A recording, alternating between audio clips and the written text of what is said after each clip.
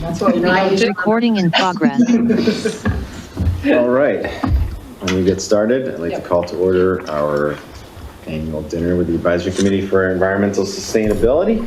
ACES, good to see you all. Thanks for taking the time to meet with us. Why don't we go around the table and introduce ourselves, and then I'll turn it over to Jim. So I'm Mark Lasis, I'm the mayor. Stephanie Miller, council member. Heather Craycraft, council member. Neil Shaw, council member. Sarah Nick, I'm on ACES. Michelle Gazaric on ACES. Jim Zarski, chair of ACES. Lisa Barnes, ACES. Austin Everett, sustainability specialist. Alexis Blunt, sustainability manager. Foster, council member, former ACES member. Jason Serbu, Mayor Pro Tem, tardy as usual. All right. All right, I got the mic. Well, thank you, everyone, for making time for us to be here today. It means a lot to ACES to have this kind of informal chat about sustainability and ways we can help the board and appreciating everything you've done and all that kind of stuff. So that's actually where I want to start is, town board, thank you for everything you've done to advocate sustainability. You've built a good foundation on some things going forward. Everything from, the hard work you're pushing on the O&M building, the more recent stuff to, something that's becoming a tiny bit dated, but still a hot topic, the trash agreement in downtown and pushing composting on that. That composting stuff goes back to the Lisa Skumax days when I started ACES, I didn't start ACES, but when I started in ACES almost 7 years ago. So it's nice to see all that finally come to fruition because of your support. And then everything with the medians, we're changing out, getting rid of turf, that kind of stuff. So again, just thank you. And the budgets are tough. We're not ignorant to that. We're reminded by that every single meeting that the budgets are tight. So one thing that we want to talk about is what council priorities can ACES help out with. And that's a seed. We don't need to get into that right now, but that was something that we wanted to talk about here today, along with some of our ideas. The other thing, we want to focus on forward thinking. So I know there's a lot of live hot topics right now, but I want to be talking about the 3 to 5 to 10 year plan is the goal of tonight's meeting. Not rehashing a lot of stuff that's getting still rehashed.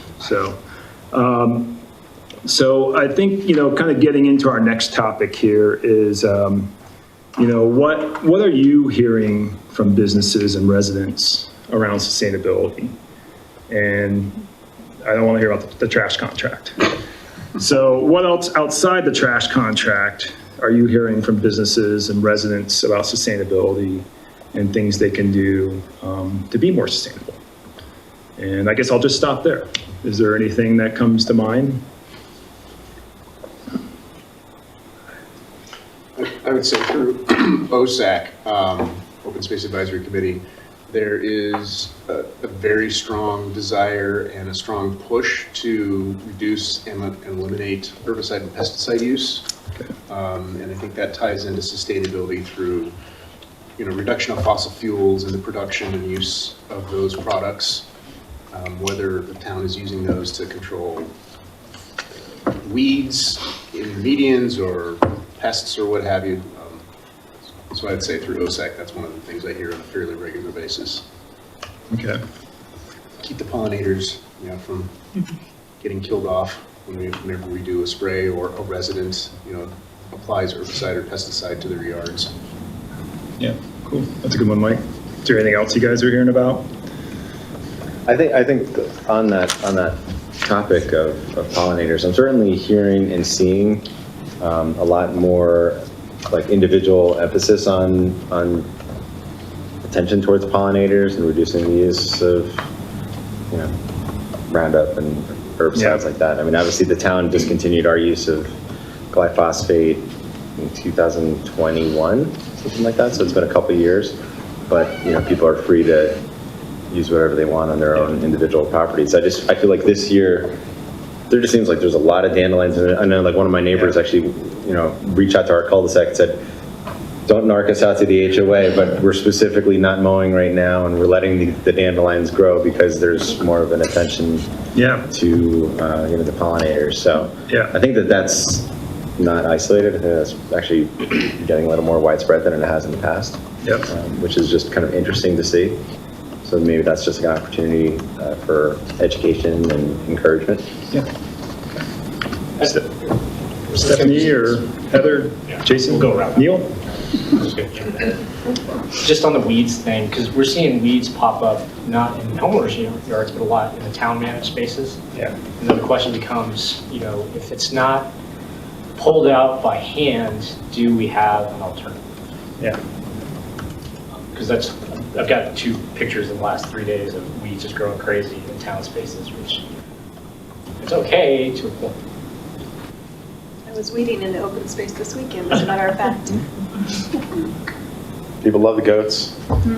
Yeah. I think we hear from everybody that they Yeah. want to know what the plan is for where they're going to get deployed in the future. Yeah, the goats are awesome. And there seems to be interest in advocating for their areas that, haven't yet had the goats. So Yeah, I'm sure. I don't know if that's something that we've got like a plan for where they're going to be deployed over the next several years, but that's, putting it into the Superior Quarterly Magazine or just some sort of outreach to show that there is a plan, and maybe if people could vote for areas where it's needed or something like that. That's an awesome idea. You guys have anything to add? Really, I think the pesticides and rodenticides are sticking out to me outside Okay. of the trash contract, which we're obviously hearing a lot about, but that's really sticking out in my mind. Okay, that's OSAC's been pretty active with it. great feedback.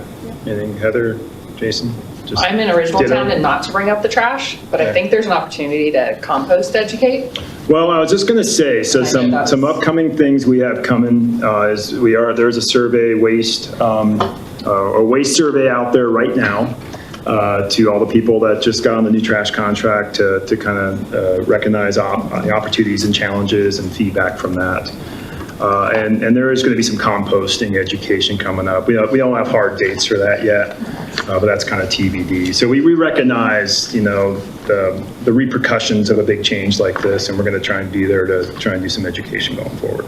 So, okay, so we'll get into the meat and potatoes of this discussion, which is the budget. So we recognize the budget is tight, but we also recognize that climate change is ongoing and we need to be making progress towards reducing our impact on the climate. So I got 4 different topics I want to hit on here. The first one is Rock Creek xeriscaping, Rock Creek Parkway xeriscaping in the medians. We recognize, again, fabulous medians that the town board has approved that are there, that they're very good looking, they're the best. But our understanding is that medians might be a budget challenge on the next update to Rock Creek Parkway. And one idea that we wanted to plant in your heads is, while we love the best, we love how the best looks, can we look at a good, better, best option? I think there's many ways to hardscape or xeriscape those medians that doesn't have to all look like they do now. Even though we love how they look, but we also know there's budget that you need to consider as well.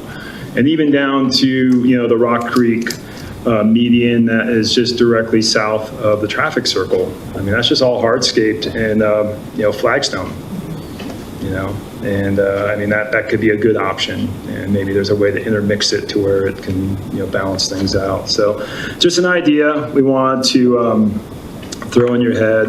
And then, another seed to plant, and then I'll stop talking and open it up, is a policy to redo turf when we're redoing the roads. And so we already talked about the medians, but we can't forget about the turf that is adjacent to the road and the sprinklers serving that turf. Is we have all driven down Rock Creek Parkway and gotten the free car wash from the sprinklers that are shooting out onto the roadway. So I'll stop there. Any thoughts or questions about Rock Creek xeriscaping in the meetings, or any questions you want to ask us, or ideas, or things we can talk about? Yeah, well, we haven't approved the actual construction contract yet Okay. for the Rock Creek Parkway work. That'll be coming July. Okay. Yes, in that time frame. Yeah, so, you know, the plan right now, barring anything kind of like an economic justification to push the project to next year, would be to do it in the fall. And as part of that, you know, then we'll make the final call on what the median look like. I seem to recall from the discussion that we had when Brandon was presenting previously that regardless of what the medians are going to look like, there's still the plan to take the turf out because we don't want to be irrigating the brand new road and then have it freeze and get torn up. It just doesn't make sense to have any high water usage median. So like any of the work that we're going to be doing, at least this is my understanding, any of the work that we're going to be doing on Rock Creek Parkway, that's going to be in an area that has a median, will no longer have turf there to water because of the separate and apart from the sustainability issues, just That's great to hear. the roadway impacts that's going to have, because it just doesn't make sense. So whether that ends up having like a really, you know, Rolls Royce type manuscaped, manicured xeriscaping in the medians or something a little more simple, I think is an open question. I'm not sure what the budget delta was between kind of what we did in the past versus what is currently contemplated. It was $500,000 for first part of Rock Creek. Just for the median part? Okay. And Jim, I thought I also heard you talk about the parkway, which is sort of on the east and west side of Rock Creek Parkway. Yeah, where there's grass along. In between the sidewalk and then the there's road. a little strip of grass. That's right. And you're suggesting that we consider removing that as well. Yeah, just more for to save water, but the maintenance, you know, as Mark just pointed Also out. impact the roadway too, because it does spray over. More three-car washes. 3-car washes. Yeah, where we, I mean, I don't know what the design's going to look like, but, you know, where we took some land from the Pitkin turnoff and the ramp up. So there we have, you know, gravel there and kind of like an extended sidewalk area with the curb and gutter. I believe before we had some turf that was closer to the road there, so that was at least removed. So yeah, I know you did some of that already. Yeah, so opportunities for that. I think it makes sense from a sustainability perspective, but also just in terms of keeping the water off the road is a good idea. Yeah, we only did it on the uphill part from Pitkin to McCaslin, but we didn't touch it from McCaslin down at Pitkin or Pitkin down to Indiana. Right. That was probably a missed opportunity. Just pull out that grass and fill it with rocks. Well, I think, you know, and this is the next topic is turf removal, is that we want kind of sustainable turf removal. Like the last thing we want is like all the rocks right there in front of SES that are covered in weeds right now, or even coming out of Monarch High School, and they're all covered in weeds right now. And prairie dogs. And so I do think with the theme of anything we do here, we need to get a landscape architect. We need to get help, someone who specializes in this stuff, because we don't want to create more maintenance and more costs for the town. We want it to look good, but we also want it to be maintainable easily. You know, that's the. I think that's the challenge with xeriscaping in general, right? Yeah, it looks great that first year. Yeah. And this is whether the town's doing it or individuals are doing their yards, but then it becomes difficult to maintain. Yeah, it's true. I mean, even what Louisville did there off of 88th, you know, they xeriscaped all that, you know, go heading towards Dillon, you know, now we're starting to see year 3 of that. And we don't want to put the landscape company Vargas at risk when they have their employees in the middle of that median as well. So there are, I know Northern Water has demonstration gardens up at Berthoud, and they're adding 3 more. They're adding the templates that came after the Marshall Fire. They're starting to install that in June. So there might be some opportunity to discuss and look what they have. Can they have some on the hillsides? So they've got some good examples. One ask that Park, it was actually ProStack at the time, then became Park, had was to get rid of some of the turf in lieu of some additional dirt trails. And that just hit a brick wall because, you know, I think, you know, staff looked at it to get you know, sort of a field engineer involved. It's gonna be like 10 or 15 grand, and they had like 5. right? The question becomes like, how do you move the sprinklers to do that and everything else? But I think there's a tacit acknowledgement that we have too much turf. But it doesn't have to be, where I'm going is it doesn't have to be an ACES only ask. Like Park and OSAC are in total support of retrofitting some of this turf for other uses. And as you look around our walking paths, we don't have very many soft surface trails. We've hardscaped all the trails, and invariably it's great for Dr. Sheen across the street because everyone's getting new knees. But for the rest of us that want some softer trails, I think there's a great opportunity here to try to get it in the budget. And this happened in 2018, 2020, and then we hit the pandemic, and we weren't spending money on anything like this. But and then OSAC and Park turned over. I think it kind of got lost in the shuffle of people and everything else. But I think that ask is still there. I think it's a great way to sort of leverage reapportioning some of these green spaces to other uses.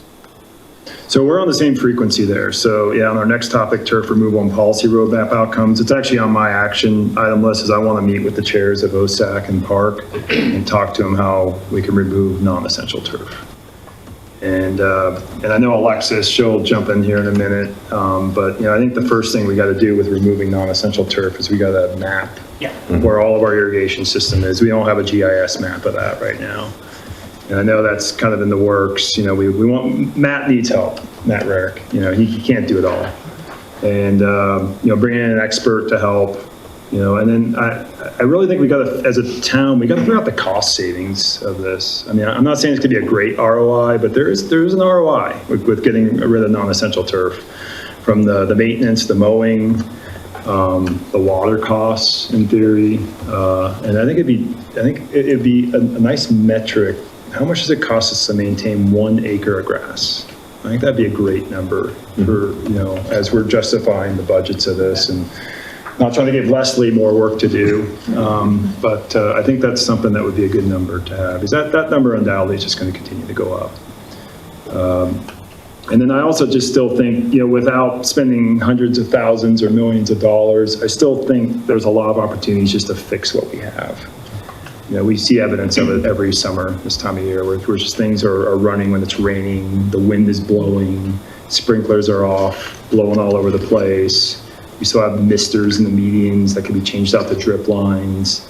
Like, there's a lot of low-hanging fruit out there that could be done as we're in this transition period. So yeah, we're here as your support, your resource, as we continue into prioritizing turf removal. Like I said, I want to get OSAC and Park on board. And then why don't I flip it to you real quick and talk about some of the things that you're already doing with turf removal, work with Northern Water and all that, Alexis. Sure, yeah, so just to kind of build on what he said, we did get some consultant help. We got a grant just for consultants to come in and help us kind of create a turf removal and irrigation upgrade roadmap, where we're going to be GIS mapping some of the low-hanging fruit. They're going to help us look for funding sources, because we know this work is expensive. So looking at what grants are available, what's out there, and kind of help us identify, at least in the next near term, like 5 years or so, what might it look like to kind of make progress on this. And this work really came out of a request from ACES and building on our cross-departmental water work. So it's a, grants, sustainability, and parks effort to kind of look at that. So I think that'll be really helpful. We just had our first kickoff call, so it's going to be probably a year-long process, because I think we have 5 parts of our ask for these consultants, because we really want to look at all these different pieces. But we hope that'll be, informative and help move us forward on some of this work. You guys have any questions about? You already started talking about Neil, but any other questions about turf removal or thoughts or concerns? I mean, in addition to turf removal, kind of stepping back on water conservation, ACES has talked about this a lot. Yeah. The board's talked about it, in terms of different water rates for, stepped up water rates for increased demand. I don't know that we're doing enough on the education front. I don't know what, with Resource Central and all these other resources that are out there. And I went through a yard removal piece of it, and it cost me, $1 more than expected, but in terms of just personal work, like the amount of work to tear out the turf, put in the xeriscaping, it's a tremendous amount of work, which I don't think I comprehended. And I couldn't find any family members that wanted to help. That's a me issue, but I think the point is the more that we can educate people that it can be done, that it's not super hard. You know, there's a whole Rock Creek HOA, question mark in terms of what they can and can't approve, which I think, if ACES provided some guidance, because I think a lot of homeowners aren't necessarily akin to what's going on at the legislature in terms of what HOAs can and can't do, and they rely on the HOA to provide them guidance, which is not accurate on their website anymore. So whatever we can do as ACES in the town to sort of help fill that gap in terms of education, in terms of you can do this and you don't need permission, and it doesn't need to be 20% this or that or anything else. The most that they can charge you is $500 in terms of fees, period. Those are really good pieces of information to have as a homeowner, because when the HOA turns it down or just sits on it, you're like, well, I can't do it. But, I think ACES is so well positioned to help with that, just, especially when we talk about electrification later, because I've gone through my own issues with that too, but we're a space where there's so many things that people can do, but we're still struggling to find the right information, or hey, here's the 3 people in your neighborhood that have done it. Ask them direct questions. Yeah. Because Dr. Google does not help here. Yeah. No, that's a great idea. I think from my perspective, a couple things. Number one, I think putting together the metrics of understanding what it costs to actually irrigate whatever, an acre of turf would just be an interesting data point. And then, looking at okay, we have X number of acres across the town that we irrigate, whether it's with, the reuse water or potable water. That would just be an interesting, I think, data point to have. And then having a map of all of those turf areas and where there would be any sort of proposed changes to be made, like any of the turf to be removed. On that point, we've got a very beautiful community, and people have really high expectations of what things look like. So I could easily see people getting upset all of a sudden.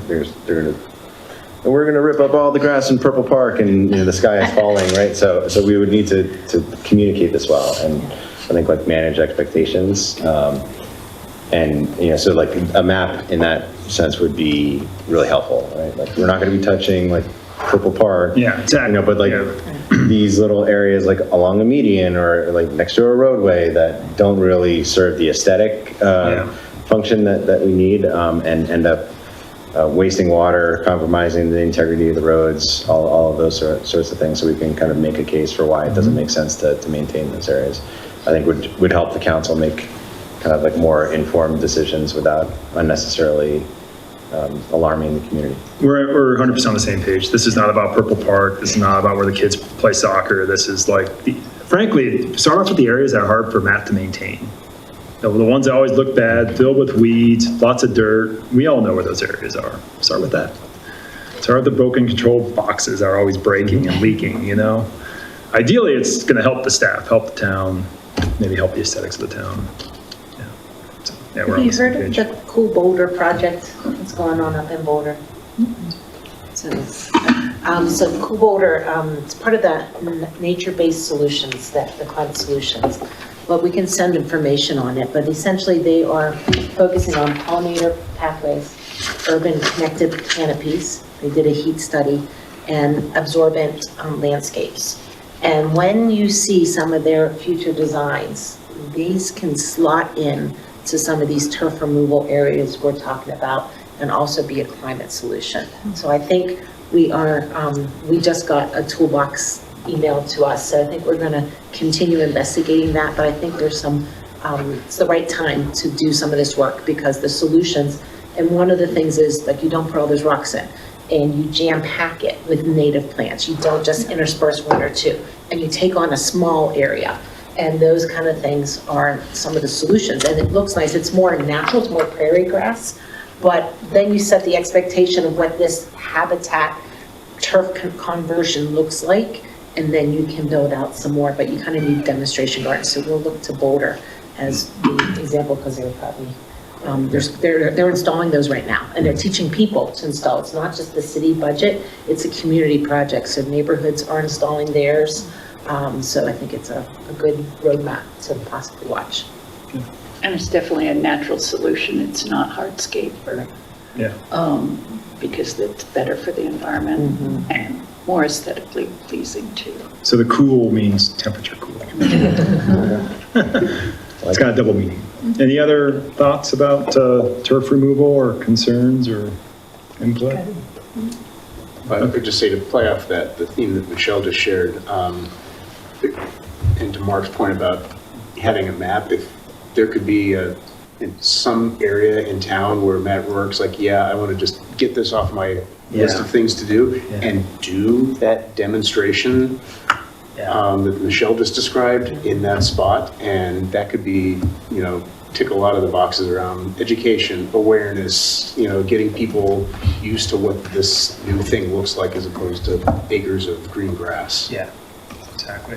When we are doing that at Founders Park, we got a Resource Central grant for their garden in a box, but a bigger version. So just like what residents could get as part of one of our programs, we're taking out a strip of turf kind of by the playground. So it's more highly visible where people are. But again, that piece of grass between the street and the sidewalk. And so we're going to be filling that in and possibly expanding over time because it's that long stretch of grass there. But again, that idea of showing people what it can look like and really loving that it's something that residents actually have access to through a town program as well. If you take a look at the little park that residents of Coal Creek Crossing have put in, like Debbie Yates kind of leading that. So, you know, Coal Creek Crossing has that U, and it's that strip of xeriscape gardening with the help of Elena Vargas. And so you'll see a few bulbs in there, you'll see some annuals just to color it up, but there's many garden in the box, many xeriscapes. And so we've been helping, the Gardeners Unite, the Senior Citizens Gardeners Group has been helping them weed, and they've kind of mapped out every plant there. We've propagated plants, so when plants make little pups, we kind of move, that they've been kind of moving them. So that's an area as our kind of one of our beginning demonstration gardens that you can kind of see that is adopted by a neighborhood. So same thing with like the one Alexis is talking about, it will need weeded, it will need people park there and they truss over it. So it will need TLC, and that's where we can get people involved hands-on so they can understand what's involved. Like you said, the labor that's involved, if you're on top of it, it's there. But if you ignore it, it becomes a big problem. Good thoughts, Michelle. Anything else? All right, we'll move on to the pools in the O&M building. Speaking of which, I need to do my survey here tonight. Well, besides the, oh, go ahead. Can I interrupt you really quickly? Please, Jason. You and Michelle can answer this. You asked me at the beginning if I had something, I'm still trying to figure out exactly. Two things have come to my mind. I've been thinking about the past couple of days. One, community gardens. There's a number of residents in Old Town who have properties who aren't going to build back yet, and they're worried about the new taxes coming up because once the Boulder County raises taxes back to improved land values, instead of paying $1,500 a year in taxes, they're going to be looking at $20,000 a year in taxes. Is there anything that we can do, maybe community-wide, reaching out with people to maybe turn those lots into a community garden that could be used as like a tax haven for the people that have that property, that maybe because it's going to be used as an improvement, their taxes can remain at $1,500 to $2,000 a year, and the community can utilize that lot, or the two lots can join as a garden? Just an idea that I was talking with a couple of residents Do they have water to them? Yep, well, most of the lots do have, they either have a well or they've got water for gas taps on it that you can utilize. So you're saying take these empty lots that will get built on someday, but make them a garden for In now? the meantime, yeah. So if they can't, if they don't want to sell it in the short term, or they can't find a buyer for it, whatever, they can turn into a community garden where the entire community can benefit from it. It's a really interesting thought. I mean, we could take that offline and discuss with ACES. I don't think we have an immediate response for that. Yeah, no, It's something we can look into. Just an idea, yeah, something and second thing is rainwater. I've been thinking a lot about this when I'm grading a site right now, and I realized that it's kind of hard to calculate that with a pitched roof and a gutter and a drain. I actually have flat roofs, and I just started thinking, geez, I basically have built-in cisterns on top of my building, and I could pretty much, and I don't know how to do this, you're just much smarter than I am. Do you have any way to calculate what the rainwater collection would be? Because I think if we could figure out what we could get from rainwater, and we can use that to irrigate our own properties, I think that could be a huge savings in Well, water. our former environmental engineer should maybe weigh in on that, but that's what hydrologists, that's what hydrologists do for a living. You know, the ones that size all the stormwater systems and the runoff in the pipes, they look at the runoff coefficient of, you know, whether it's dirt, whether it's brick, whether it's concrete, and then you look at, you know, the rainstorm event, and there are calculations behind sizing these systems. So the short answer is there are calculations to figure that Cool. Well, out. rather You than take also a, have to look at the water rates. Yeah, you can only collect a rain barrel. I realize that, yeah, it's gonna be rain runoff, but when we have time later on, if you're walking by or sometimes stop by, Sure. we'll chat about it. Actually, you need to talk to my husband, who's more of a water person. Okay, well, I'm more of a greenhouse gas person. Okay, all right. You're more focused He's on a the air. water He's person, the though. water I'll have guy. him stop by and talk to you. awesome, thank you. Yeah. Good. Anything else, Jason, before we move on? That's all I have. For the gardens, real quick, because I do love that idea, as you're exploring it, and this might be a question for you, because you know the legal side of things. As a banker, I'm always thinking worst case scenario, if somebody hurts themselves on that lot, and obviously it's owned by someone else, is there a way to prevent them from being able to go after that person or sue them because they were hurt on their land, even though they're opening it up as a community garden? Is there like some sort of like liability waiver that people can sign that would hold that? On private property? I mean, Yeah. no, probably not, but something to think about. But, yeah. Just as you're And exploring. You can do, So, like, worst you can do case- signage, but we can still sue them, so Okay. unless you're getting people to sign a waiver, the lawyers will still file suit. Tell them to get an umbrella policy. Yeah. Yeah. Yeah, Another No, yeah, that's a very good expense. point. I love it. Have you guys heard of, well, just let me add one more thing since I've just checked the knowledge. Have you heard of Friends of Coal Creek and the organization? So they're working with parks and rec, but they're the group that is doing the habitat building along the creek. Okay, good. Just want to make sure. Cool. All right, so jumping back to pools, so in the O&M building. Well, thank you for the advocacy on the electrification of the O&M building. And you know, and of course, I think right now, front and center is sustainability enhancements on the pool remodels. So I know there's a live public survey out there right now. Of course, ACES is a resource at this moment, or next couple meetings, we can provide feedback. I know there are some sustainability aspects like EV chargers that are driven by code, you know, that we don't really have a choice on, that have to be installed there. But I do, and you know, this kind of a little peek into the next topic, which is decarbonizing the town facilities. But I think we need to be thinking into the future with these buildings. Like when I mean the future, I mean like the next 20, 25 years, because that's the average equivalent useful life of a piece of equipment. A new boiler, a new gas-fired furnace, a new heater in a garage bay for an O&M building. And, you know, the town could be looking at trying to decarbonize that stuff in the next 5 to 10 years. And it'd be like, well, that thing's really brand new. We just installed it. So, so again, we're a resource. If you want to talk a little bit about that right now, I know there's been some push to maybe trying to electrify 100% the O&M building. And I know there's been some challenges on that. And then the pool stuff is sitting out there too. So what are some burning topics on the top of your forehead when it comes about those buildings and the pools? Well, we're going to hear tonight from the consultant who's doing the assessments of the current status of the North and South Pool, and as part of that assessment, they're going to make recommendations on things that can be repaired, things that need to be replaced,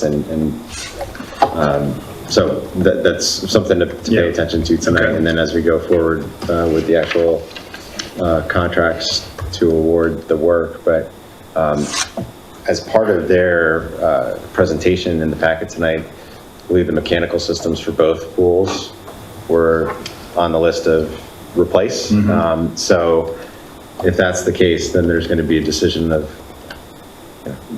what sorts of mechanical systems are available. And, so I have no idea what, I imagine they're a lot more efficient than they used to be, right? Just like everything is. And, you know, whether there's solar options to incorporate into the pool heating. Mm-hmm. I don't know if there are electric pool heaters for. There are electric boilers. For They're- massive. They're kind of for- expensive to Yeah, run. for large. Yeah. Pools. So I assume that gas is still probably the main kind of game in town. But for a community like Superior, I think to incorporate, I know a lot of gas-powered pools will still use, gas-heated pools will still use like solar as a supplement. Yeah. Right, and for Superior, with the amount of sun that we get, it seems like that should be something that we look strongly into. 100%. Yeah, that's what we're thinking too. To Mark's point, and Jim, I think playing to, I think one of the strengths of ACES is your technical chops. And, you know, if there are financial analysis that ACES could help, because I think most often the lowest first cost is what's presented, because we think about capital, we rarely think about what the 30-year operating cost is going to be.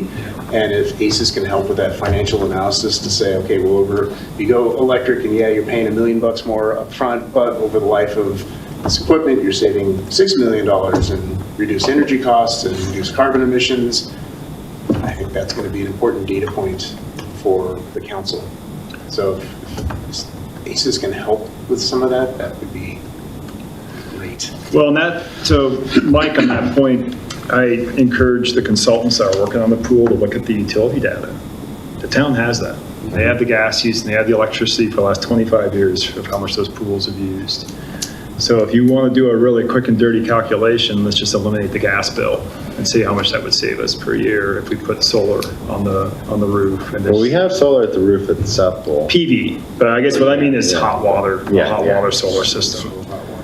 And that's where, and then you could maybe flip what you just said, make the solar hot water the primary heating source, then you still have a boiler as a backup or maybe a smaller boiler. So then, and that's where that gets back to your whole package is like, okay, well, we don't need to put in a boiler X big because we're going to offset 90% of it with solar hot water. So now we can put in a smaller boiler, smaller equipment's cheaper, you know, less to run.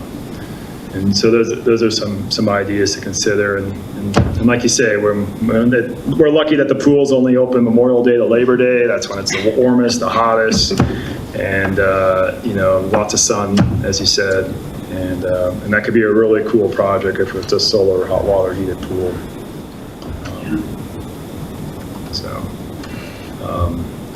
Yeah, so I don't know. Any other thoughts or questions about, you know, mechanical system? I mean, pumping you can't get around. You know, you're gonna need pumping and you need a certain turnover rate on the water for the health department reasons. And you can offset that with PV, which we already have there.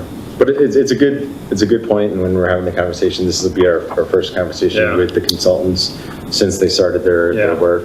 So to check in with them and just make sure that they know that top of mind for us is, you know, one of the aspects of this whole project is being sustainable with whatever. Yeah.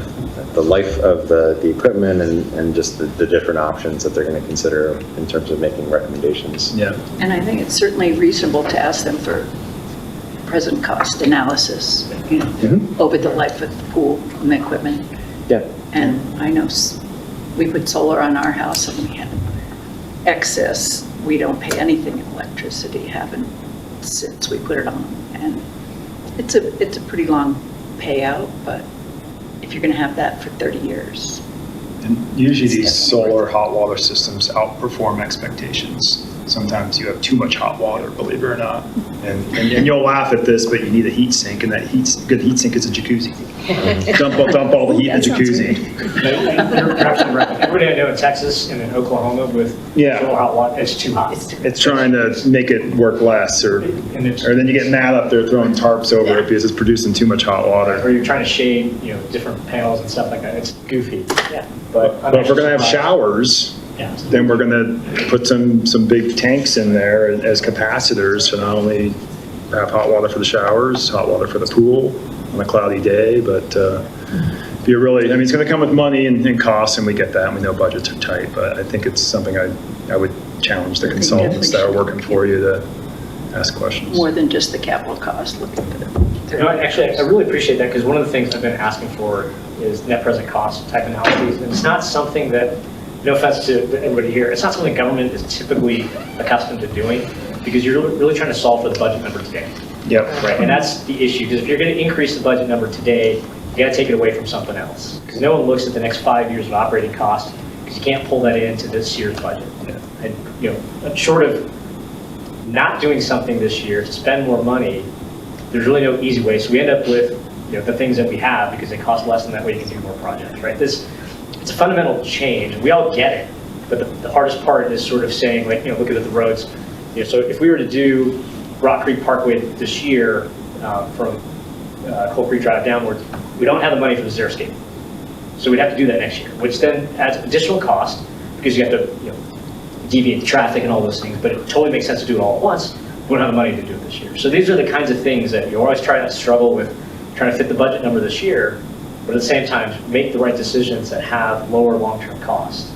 And Mike and I have talked about this. I don't know how to get this because as we've had the O&M discussions, the net present cost analysis has gone out the window. We're just looking at solving it for this year's front end. That's pretty But common. if you have consultants who are engineers, they should be looking at that. Yeah. I mean, they should be presenting that to you as part of your decision. Yeah, you can include that in the RFP, with life cycle cost analysis of good, better, best. That's a great idea. Yeah. When we're talking about solar, and I brought it up like the O&M building, when we're talking about putting that on and we can't afford it yet, and how do we do that? I know when I had solar previously, the vendor offered leasing, and I don't know if anybody here, because you would know more about it than me, if there's commercial leasing that's available, but I've always liked the leasing option because one, it's not an upfront cost, so that's huge. Two, they take care of all the maintenance and replacement and repair and anything that happens to that system, and then you don't end up owning a system that in a couple decades is completely outdated. Yeah. So do you know if there's commercial leasing Yes. options like that? It's that we very can look common. at? It's actually called a power purchase agreement, or Okay. PPA. It's actually pretty common. In fact, I believe the PV we have in this town was done on a power purchase agreement. Yes. I don't think we bought the systems outright that are around the town, the PV systems. I Okay. think it's mixed. I don't know if they do that for solar hot water, that I couldn't answer that. But, yeah, I think that's something to consider though. So just keep the time moving along here, give you guys a few minutes for your meeting at 7. So kind of all this stuff is linked here. So now we're talking about decarbonizing the town facilities. So this takes money. This takes saving up money to do that. And when I mean decarbonizing the town facilities, I mean converting Scope 1 to Scope 2 emissions. Scope 1 emissions are those that are burned on site. Primarily it's natural gas, oil, or methane. It can also be a fleet that the town owns. And then Scope 2 emissions are those produced at the power plant. Excel is currently on track to be 80 to 85% carbon free by 2030. So, and they want to be carbon neutral by 2050 on the electrical side. With that said, I hate to say it, PV, the value of PV is going to continue to go down, right? Because our grid is getting cleaner. So my professional advice is focus on the solar hot water system that eliminates the Scope 1 emissions at the pool, converting, getting rid of the gas burning appliances and so forth. And so how do we know how much to save? You have to have a study done, unless you got experts on staff to do this, which we don't. We recommend having a study done or what we call assembling a decarbonization roadmap. And that really takes a lot of the great things we've done in the Sustainability Action Plan around decarbonization and putting costs to them. And consultants do this work. There is the possibility of a $50,000 matching grant that you can get. And I know Louisville paid, $350,000 for their decarb roadmap. Superior doesn't have to pay that much. This is the industry I work in. Eagle County just put a decarb roadmap RFP on the street, and their budget limit was $75,000. Did one a few years ago for Summit County, and it's $50,000. And I would think for the town size of Superior, you don't need to spend hundreds of thousands of dollars to work with a consultant that can, again, look at all the town-owned facilities, look at the current emissions, and look at what it would cost to eliminate those Scope 1 emissions. And then once you have that information and that cost, then we can start working on the savings plan. and an implementation plan towards meeting the carbon reduction emissions from our sustainability action plan. So I know that was a lot, but yeah, that was the fourth of our big budget discussion topics, was decarbonizing town facilities. Jim, Any questions? Just as a reminder, we have until 2030 to reduce our emissions by 60%. That's right. Yeah. Right. Right around the corner. And I remember when we presented this to the town board, and at that time trustee Shaw said, this is something we can't wait until 2029 to start, we have to start today, which Yeah. was in January of 22. Yeah, we got some catching up to do, but right now it's we don't know, because we don't know how much it's going to cost, right? So I think the town board needs to, spend, hopefully with this matching grant, spend some money to have a study done, get those costs, and then start. If the goal is still 2030, which we hope we can maintain, now give me a roadmap. We have to spend X amount this year, and this will drop the emissions each year to hit that 2030 goal. That's what that roadmap will do for you. Tracks both numbers. So does that make sense? Yeah, I mean, I like the idea of having a plan, and I think you're not going to be able to, the aspirational nature of the sustainability action plan is great, but to actually move the needle and make progress on, electrifying all the buildings, you need to have a little more detail and a more concrete plan that can be implemented. Yeah. And there might be some areas that are a little easier to target than others. Yeah, exactly. There are. Wastewater treatment plant, I imagine, would be very hard to electrify, but I'm not an engineer. So. It's mostly just heat in those buildings, because the treatment process is mostly electric. Yeah. A lot of the pumps are wildly inefficient. Yeah. I mean, there's always energy efficiency. That's the cheapest option, the decarbonization. But then where it gets expensive is when you got to convert that gas equipment to electric. And then sometimes even I'm starting to tell this to a lot of my clients, that it's kind of traditional economics to rely on an ROI in that situation. Is you're doing it to meet a carbon reduction goal, which there may not be a simple payback on that. So I think that's just another thing to think about, that if you're asking these hard questions with your consultants, they may be challenged to answer that question. And even though you're not a fan of PV, maybe leasing the PVs would be a way for them, like. Well, I'm a fan of PV. I'm just saying that the goal is to get rid of scope 1 emissions. Well, I think get rid of emissions, period. Yeah. Because you can get rid of scope 1, but Yeah. you still have scope 2, and Yeah. it's not like it's nothing, and it's also a cost. Giving them this, that you're using language. I don't Electricity understand. costs Yeah. money. Yeah. So any questions on any of that? So, all right, well, we're right on target here. I wanted to hit this last topic at 6:50 and at 6:47. So potential future presentations from ACES to the council. One thing I love about working on this committee is everyone is an expert. You got Lisa, former environmental engineer. You got Michelle, our waste, composting, recycling expert. You got a budding sustainability graduate of CU Boulder here. You're walking down the aisle in like a week at Folsom Field. And then we got James, who is on the PUC. We got John, who just loves the environment and helping people out. We got lots of experts. And so I just don't want you to forget. You obviously don't forget we're here. I'm not saying you do. But, when you got these projects coming up and you want to have some hard questions to ask your consultants, like we're giving you ideas now on the pool and the O&M building, always, flip her an email and we'll send you a list of 6 questions. But even with that said, there's some topics here that, if there's some things that we really, we hit on a lot of topics here in the last 45 minutes, but if there's some topics you want us to come to your meetings and give some presentations about, we can be a resource that way too. So we threw down a couple of ideas here, why electrification, decarb 101, that we can come and, expand on what we talked about here in the prior topic. We also got Nikki. Unfortunately, she couldn't make it. She's our vice chair. Her area of expertise is carbon offsets and credits and renewable energy credits. And then just the race to net zero, science-based targets, that kind of stuff. And I'm sure I'm missing some others. But yeah, we just wanted to remind you and kind of remind you that we're here to help, so. Well, we appreciate that. Yeah. I guess from my perspective, I mean, these topics they're all good. I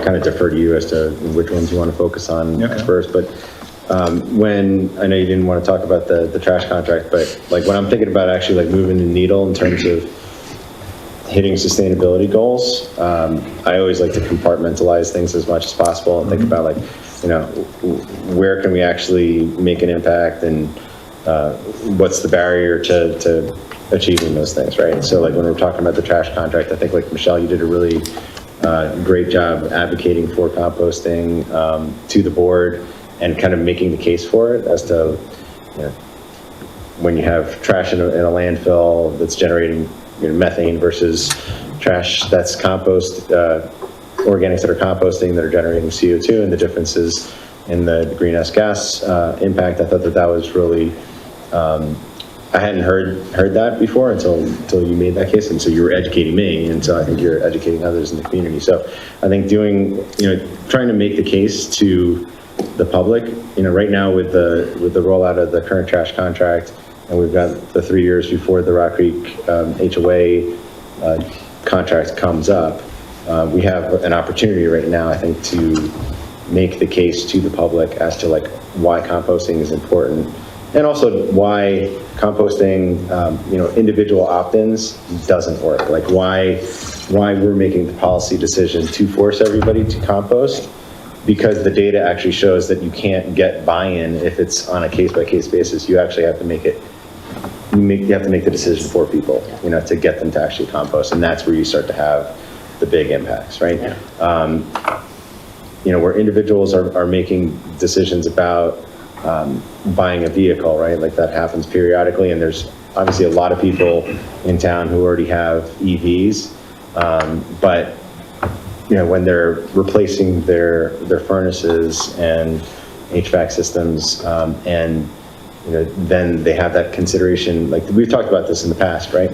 Like people make those decisions when it breaks, you know, and so they don't have the ability to like make that like informed, like planned decision. And I think that that's like still like an opportunity for us to, I think, educate people, put those resources, because you know the homes are aging, they know that the furnaces are going to go, but people always just say, well, I'm going to wait till next year, you know, and then the heat goes out and they're like, oh no, they call, you know, the plumber, and then you know, all of a sudden they've got the next furnace in there that's going to be burning for the next 20 years. Yeah, exactly. Right. So like the opportunity to make those changes. So like I feel like educating the public on kind of these specific areas where they can really move the needle. Like we know we can move the needle on town-controlled properties and electrifying them. That's not necessarily a decision for the public, but for the public, you know, buying EVs, electrifying their heat pumps, you know, opting into or not opting into compost, but composting, and why that's important, and really like making the case for sustainability and why this is a good thing, I think is something that we just need to continue to focus our attention. I know we've been doing it, but we need to continue. Continue, I yes, agree it's with- perpetual. And what Heather said, we need, because I live in Coal Creek where composting is new to most of the people and they're struggling. And we need more education for the people who are just new to composting and why they should do it, because many people have just not even gotten the bins, which is kind of sad. So one of the things we started, ACES bought, Alexis bought those little compost caddies.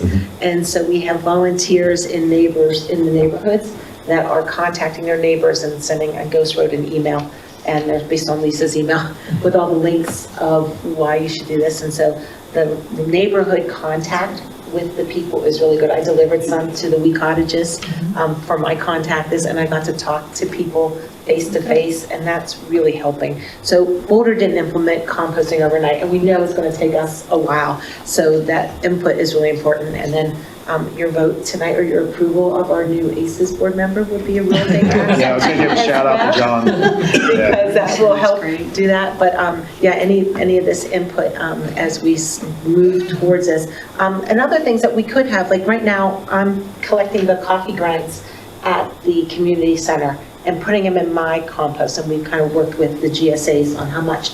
But we have the opportunity to put a sign up there that we are going to collect this as part of the Republic collection and make it part of the town. Or we can take it home. Some of those GSA members are curbside composting with the New Republic, and they can put a little sign, I'm taking this home and putting it in my curbside compost. We're saving this much carbon. We are helping the environment. We're part of the circular economy. We're producing much more nutrient-dense food on our local farms.